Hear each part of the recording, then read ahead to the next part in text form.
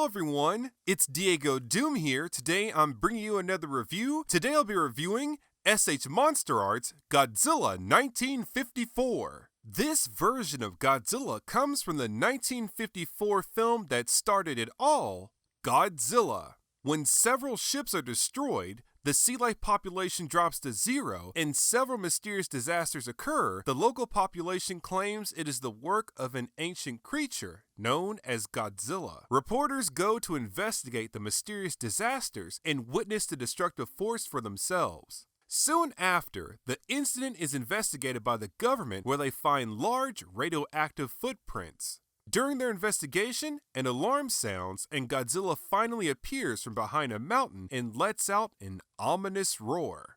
Now, with the legend of the ancient creature true, the Japanese government must figure out a way to stop Godzilla and protect Japan from Godzilla's destructive force. Be sure to check out the iconic 1954 film where it all started, Godzilla. It is absolutely fantastic. S.H.MonsterArts Godzilla 1954 is another fantastic release in the S.H.MonsterArts line. Godzilla has a fantastic sculpt, fantastic paint applications, and a great range of articulation. Let's jump right into it and take a look at Godzilla himself. Godzilla has a great range of articulation. First, let's start with the head.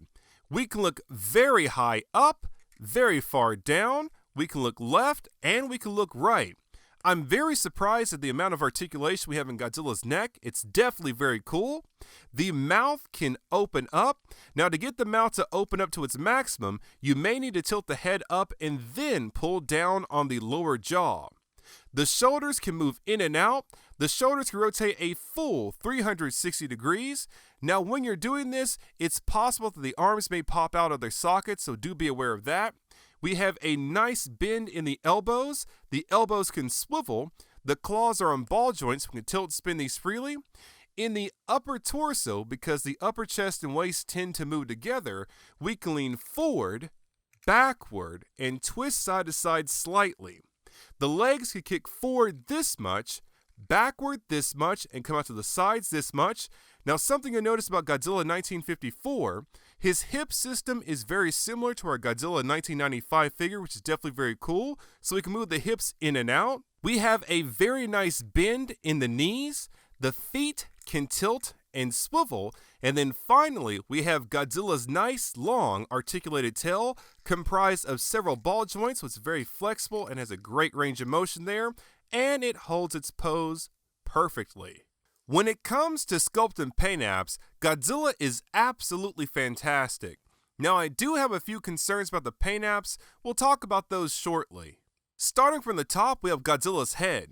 At the top of the head, we have Godzilla's nicely textured and detailed scales with an asphalt black paint app.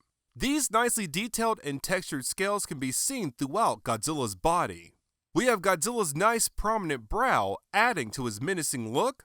The ears stick out and do not blend in with the rest of the scales.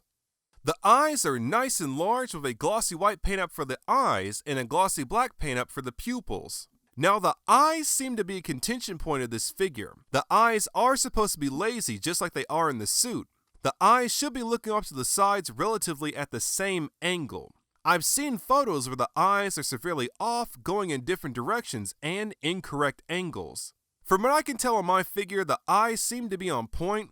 There is a chance that the left eye on my figure might be slightly off, but I can't really tell. In the comments below, if you have this figure, let me know what you think. Next, we have Godzilla's muscular snout with the scales continuing. The nostrils stand out and do not blend in with the scales. The mouth has a fantastic sculpt. The teeth have a nice semi-sharp sculpt with a charcoal gray paint app. The tongue is very nicely detailed and textured. The tongue has a weathered gray paint app.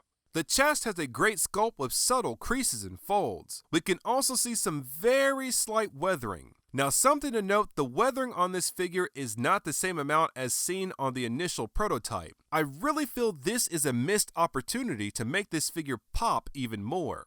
The arms have a nice, rough, semi-muscular sculpt. The claws have a fantastic sharp and textured sculpt, but the nails are unpainted. It is disappointing to see the nails are unpainted. I feel this is another missed opportunity to really make this figure pop. Moving down, we have Godzilla's large muscular legs with various creases and folds. We can see the pattern of the scales slightly change on the thighs and knees. The feet have a fantastic large sculpt. The toenails have a nice sharp sculpt with a weathered charcoal gray paint app. I really don't understand why this paint app was not used on the claws. Spin around to the back, we have Godzilla's dorsal fins. The dorsal fins are individually sculpted with their own unique shape. The tops of the fins have a charcoal gray paint app that transitions down to a darker charcoal paint app that almost matches the asphalt black paint app of the body.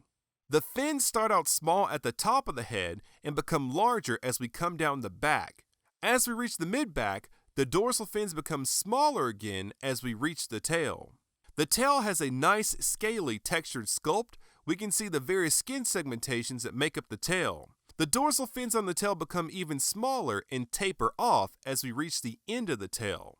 As a whole, I think Godzilla turned out to be fantastic. The amount of articulation on this figure is surprisingly good. The sculpted paint apps are fantastic too. Now, there are some spots on the figure that I think should have had some better paint apps, but as a whole, the end product is still fantastic. It's great to finally add a fantastic 1954 Godzilla figure to my collection. Now, Godzilla 1954 does not come with any accessories, but if you are a faithful S.H.MonsterArts collector, you can easily remedy this shortcoming. Godzilla's jaw can open pretty wide, and it seems most of our atomic breath effect parts will fit initially. If you use the atomic breath effect parts that have been sculpted for our Godzilla 1994 and 95 figures, you run the risk of damaging Godzilla 1954's teeth. As you slide the effect part into the mouth, you can see it bumps into the teeth as you slide it in. To err on the side of caution and to protect your figure, I recommend using Godzilla 1964 Emergent Version's atomic breath effect part. This effect part slides in easily, it does not bump into Godzilla's teeth, and it looks closest to Godzilla 1954's atomic breath. Now, with Godzilla paired up with a proper atomic breath effect part, he can now reduce Tokyo to ashes.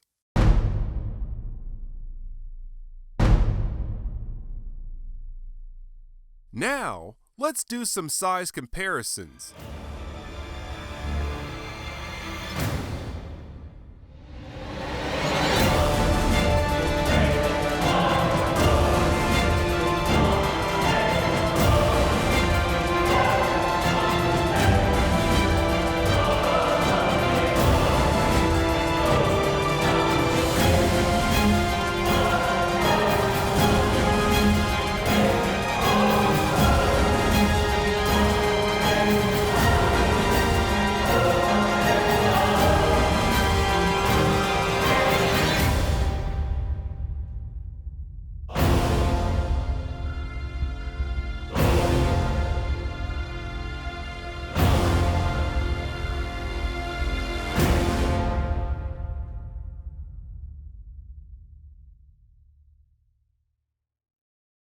To conclude the review, S.H.MonsterArts Godzilla 1954 is another fantastic release in the S.H.MonsterArts line. Godzilla has a fantastic sculpt, fantastic paint applications, and a great range of articulation. This figure is definitely very nice, very neat, and very cool. I absolutely recommend picking up this figure. Be sure to watch the 1954 film, Godzilla. It is iconic and absolutely fantastic. This has been another review by DiegoDoom. Thank you very much for watching, and please stay tuned for more figure reviews. To see the unboxing of this figure and to see more S.H.MonsterArts reviews, click the links on screen. Be sure to check out the Facebook fan page, add me on Gemr, follow me on Instagram, and follow me on Twitter. Like, comment, and subscribe.